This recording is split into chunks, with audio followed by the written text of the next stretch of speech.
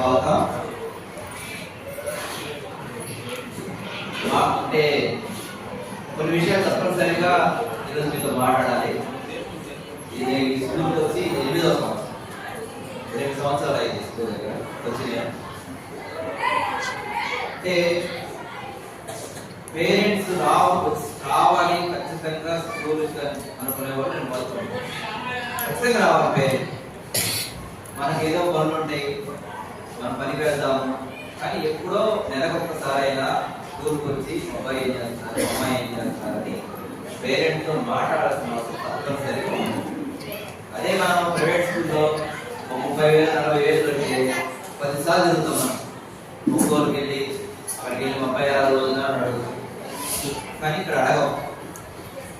ఎప్పుడైతే మా అమ్మ మా స్కూల్ రావట్లేదు, మా నాన్న మా స్కూల్ రావట్లేదు అనుకుంటారో, ఇక్కడ పిల్లలు చెప్పే విషయాలు పేరెంట్ దగ్గర నుంచి అక్కడికి వెళ్ళం. మేము చెప్పిన విషయాలు ఇంటి దగ్గర కూడా వెళ్ళం. ఇవి గ్యాప్ వస్తూ ఉంటుంది. ఇక్కడే మెయిన్ సమస్య. ఎందుకంటే ఇక్కడ పిల్లలు, బయట పిల్లలు, లేదా ఇంకోసారి ఇంకో స్కూల్ పిల్లలు, అక్కడ తెలియకపో ఇక్కడ తెలియకపోతే నేను అసలు నాకు దాన్ని ఒప్పుకోను. పిల్లలు ఎక్కడైనా పిల్లలు, ఏ ఎక్కడున్నా పిల్లలు పిల్లలే, ఎవరి పిల్లలైనా పిల్లలు పిల్లలు. కానీ సమస్య ఎక్కడ వస్తుందంటే టౌన్లో పిల్లలకి ఇక్కడికి ఎక్కడ తేడా వస్తుందంటే అక్కడ ఇంటి దగ్గర కూర్చోబెట్టి కాసేపు చదివించుకునే వసతి పిల్లలకి అక్కడ పేరెంట్స్ ఉంటుంది. ఇక్కడ ఆ లేకపోవడం వలన తల్లిదండ్రులు అబ్జర్వేషన్ పిల్లల మీద తక్కువ ఉంది. ముఖ్యంగా ఈ ఊర్లో నేను గమనించింది, తల్లిదండ్రుల అబ్జర్వేషన్ పిల్లల మీద తక్కువ, చాలా తక్కువ. ఎప్పుడైతే తల్లిదండ్రుల అబ్జర్వేషన్ ఉండాలి, టీచర్ అబ్జర్వేషన్, ఈ రెండు ఉంటేనే మనం చదువుకున్న రోజు కాదు, మేము చదువుకున్న రోజు మాత్రం కాదు. ఈ రోజు పిల్లలకి అన్ని వాళ్ళ చేతుల్లోకి వచ్చేస్తాయి, అన్ని వాళ్ళకి అందుబాటులోకి వచ్చేస్తాయి. ఎప్పుడైతే అన్ని వాళ్ళ అందుబాటులోకి వచ్చినాయో ఆ వయసులో వాళ్ళకి, అంటే పిల్లలకి, నేను మళ్ళీ పిల్లలకి నెగిటివ్ అనుకున్నాను, ఎప్పుడు పిల్లలకి తెలియకుండా తప్పులు చేస్తాం. మనం తెలిసి తప్పులు చేస్తాం, పెద్దవాళ్ళు తెలిసి తప్పులు చేస్తారు, పిల్లలు తెలియకుండా తప్పులు చేస్తారు. దాన్ని కరెక్ట్ చేయాల్సిన బాధ్యత టీచర్ది, పేరెంట్స్. ఆ తప్పు మళ్ళీ మళ్ళీ జరగకుండా చూసుకోవాల్సిన బాధ్యత పేరెంట్స్ది, టీచర్స్. నేచురల్ పిల్లలు తప్పులు చేయడం, పొరపాటు చేయడం, అబద్ధాలు చెప్పడం, కొట్టుకోవడం, తీసుకోవడం, ఇవన్నీ సహజంగా మనం కూడా 5లో నుంచి వచ్చాం, మనం కూడా 5 చేసే వచ్చాం. అప్పుడు ఆ రోజులకి ఈ రోజు కొంచెం డెవలప్ కాబట్టి కొంచెం ఎక్కువ ఉంటుంది పిల్లలు. కానీ ఎన్ని పరిష్కారం ఏంటంటే మనం మన పిల్లవాడిని అబ్జర్వ్ చేస్తూ ఏం చేస్తున్నాడు, ఎక్కడికి వెళ్తున్నాడు, స్కూల్కి వస్తున్నారా లేదా, స్కూల్కి రాకుండా వెళ్తున్నారా, మధ్యలో ఎక్కడికి వెళ్ళిపోతున్నారా అనేది అబ్జర్వ్ చేస్తూ ఉంటాం. కాబట్టి ఇంకో విషయం కూడా చెప్పదలుచుకున్నాయి, పిల్లల్లో చదువు ఈ రోజు కాదు, రేపు వచ్చింది, రేపు ఎల్లుండి. ఎందుకంటే నేను సంవత్సరాల సర్వీస్లో నేను గమనించిన విషయం, 10th క్లాస్ పేరెంట్ కూడా తర్వాత మంచి స్థాయిలో మంచి ఉద్యోగం చేసుకునే మా స్టూడెంట్స్ చూసాను. 10th క్లాస్ స్కూల్ ఫస్ట్ రోజు ఇంటి దగ్గర కూర్చున్న స్టూడెంట్స్ కూడా చూసాను. ఏది ఇది ఇలా జరుగుతుందని ఒక టీచర్గా, ఒక పేరెంట్గా మనం చెప్పండి. వాడికి 10th క్లాస్ తర్వాత ఇంట్రెస్ట్ కలగచ్చేమో, తర్వాత లేదా ఇంకా తర్వాత ఇంట్రెస్ట్, డిగ్రీలో ఇంట్రెస్ట్ కలగచ్చేమో. కానీ అక్కడ దాకా మనం తీసుకెళ్ళడానికి మన పేరెంట్ వాడికి ఒక దారిని కల్పించాలి. వదిలేయకూడదు పిల్లల్ని, వీడు చదవండి, వీడు పనికిరాడే అని వదిలేయకూడదు. మనం ఎక్కువ మంది ఇక్కడ నేను గమనించింది, చదవడంటే వాడు ఇప్పుడు 8లో చదవకపోవచ్చు, 9లో చదవకపోవచ్చు, 10th లో చదవకపోవచ్చు, ఇంటర్మీడియట్లో చదవచ్చేమో, లేదా డిగ్రీలో చదవచ్చేమో. కానీ అక్కడ దాకా మనం పిల్లవాడు వెళ్ళాలి కదా, వెళ్ళకుండా మధ్యలోనే మనం ఆపేస్తాం పిల్లవాళ్ళ పరిస్థితి. ఎందుకంటే నేను ఈ సంవత్సరాల సర్వీస్లో చాలా మంది పిల్లలు అలా పైకి వెళ్ళిన ఉంటారు, మంచి స్థాయికి వెళ్ళిన ఉంటారు. చదువు అనేది ఎప్పుడైనా రావచ్చు, బట్ క్రమశిక్షణ స్కూల్లోనే వస్తుంది, క్రమశిక్షణ. ఇంటర్మీడియట్ కాలేజీలో, డిగ్రీ కాలేజీలో రాదు. క్రమశిక్షణ స్కూల్లోనే వస్తుంది. ఇది ఇక్కడ నేర్చుకోకపోతే క్రమశిక్షణ వాళ్ళకి ఎప్పుడు నేర్చుకోలేదు, ఎప్పుడు ఎదగలేదు, పిల్లలు ఎదగలేదు. ఎందుకంటే క్రమశిక్షణ లేకపోతే ఫైదా కలగలేదు. మీ క్లాస్లో ఏంటి 100 సార్లు చెప్తూ ఉంటారు, చదవకపోయినా పర్లేదు, కరెక్ట్గా ఉండండి, కరెక్ట్గా ఉంటాం నేర్చుకో. మనం కూడా తప్పనిసరిగా పిల్లవాడు కరెక్ట్గా ఉంటామే. ఇంకా మేము మా అబ్బాయి కూడా 10th క్లాస్ ఈ సంవత్సరం, మా అబ్బాయి కూడా గవర్నమెంట్ స్కూల్లో చదువుతాడు. కేంద్రీయ విద్యాలయం ఒంగోలు గవర్నమెంట్ స్కూల్లో చదువుతాడు. గవర్నమెంట్ స్కూల్ అది కూడా. నేను నా ప్రైవేట్ స్కూల్ మీద నమ్మకం లేదు. నేను ట్యూషన్కి ఏం పంపను, నేను ఏం చెప్పను. సొంతగా చదవడం పిల్లవాడికి అలవాటు చేయడమే అన్నిటికన్నా చదవడం. అమ్మ కూర్చుంటే ఎంతసేపు చదువుతాడు, కాసేపు నటిస్తాడు. టీచర్ కూర్చుంటే ఎంతసేపు చదువుతాడు, కాసేపు నటిస్తాడు. కానీ పిల్లవాడికి సొంతగా ఎప్పుడైతే నేర్చుకోవాలని ఇంట్రెస్ట్ వచ్చిందో ఆ ఇష్టం రావడం కోసం పేరెంట్ కానీ టీచర్ కానీ కృషి చేయాలి. అలా చేస్తేనే మన పిల్లడు ఈ రోజు కాకపోతే రేపైనా నేను ఫాలో చెప్పారు, మన అమ్మ చెప్తుంది, మన నాన్న చెప్తున్నారు, ఖచ్చితంగా మనం మంచి స్థాయికి వెళ్ళాలని పిల్లడు కలుగుతుంది. ఏదో రోజు చెప్తూ ఉంటేనే కలుగుతుంది.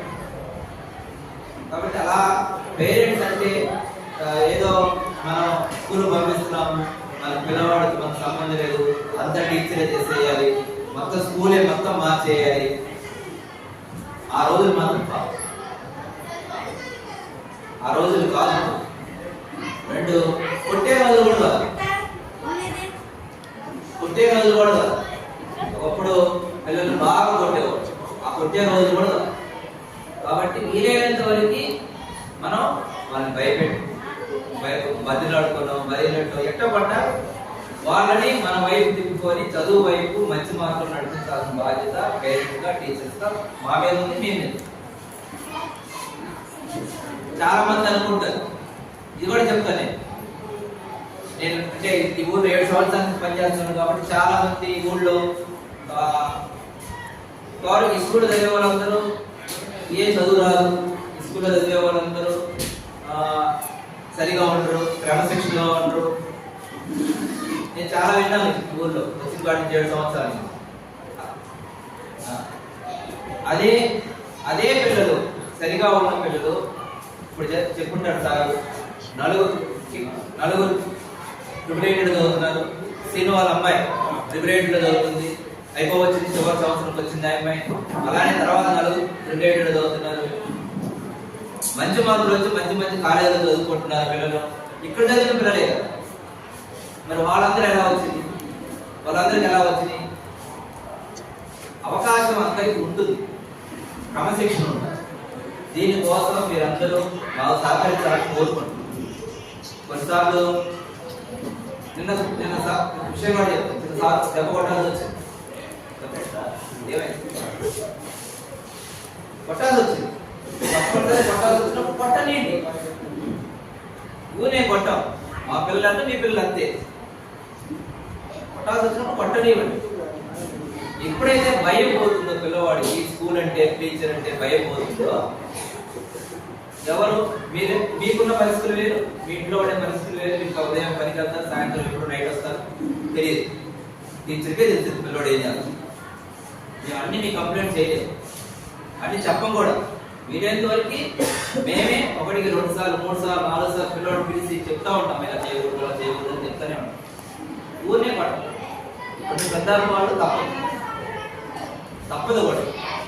నేను పట్టలేదు ఇంతవరకు ఎప్పుడు.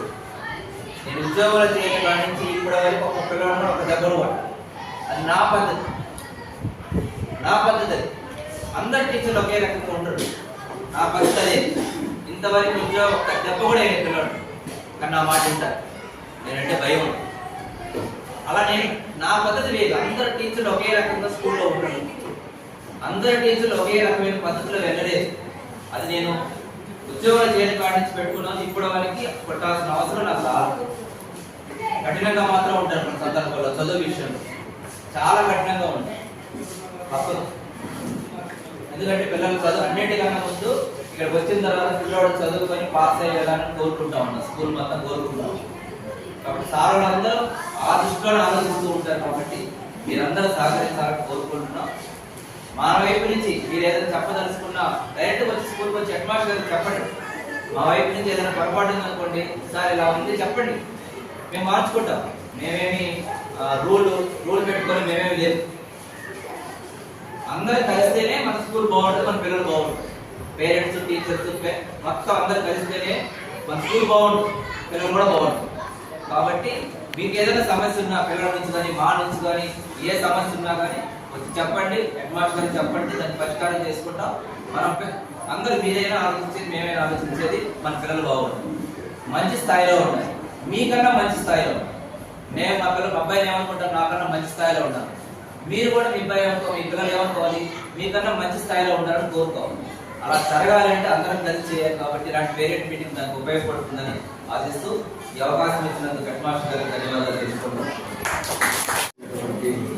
హై స్కూల్ చైర్మన్ గారికి, అలాగే అబ్బూరి శ్రీనివాసరావు గారికి, నల్లూరు కృష్ణారావు గారికి, నల్లూరు నారాయణరావు గారికి, వికాసానికి, అబ్బూరి శ్రీని గారికి, స్కూల్ చైర్మన్ సామ్వేల్ గారికి, బిఆర్ఓ గారికి, యువంధరులకి, అందరికీ పేరు పేరున కృతజ్ఞతలు. ఈ కార్యక్రమాన్ని ఎంతటి దిగ్విజయం చేసినందుకు మీ అందరికీ కృతజ్ఞతలు. ప్రతి ఒక్క తల్లిదండ్రులు స్కూల్ పిల్లలు బాగా చదివి డైలీ పంపించి పిల్లలు విద్యోన్నతికై తోడ్పడాలని కోరుకుంటున్నాను. అలాగే ఈ స్కూల్లో కొంచెం ముళ్ళ చెట్లు అవన్నీ ఉన్నాయి, దానికి సంబంధించి మన ఫీల్డ్ ఎస్టేట్ ద్వారా అవన్నీ చెట్లు పీకించి వాతావరణం శుభ్రంగా ఉంచుకోవాలని కోరుకుంటున్నాను. అలాగే టాయిలెట్స్ అవి ఓపెన్ చేస్తే ఆడపిల్లలు బయటికి వెళ్ళకుండా లోపలే ఉంటారని చెప్పి మీ అందరినీ రిక్వెస్ట్ చేసి కోరుకుంటున్నాను. ఈ అవకాశం ఇచ్చినందుకు ధన్యవాదాలు.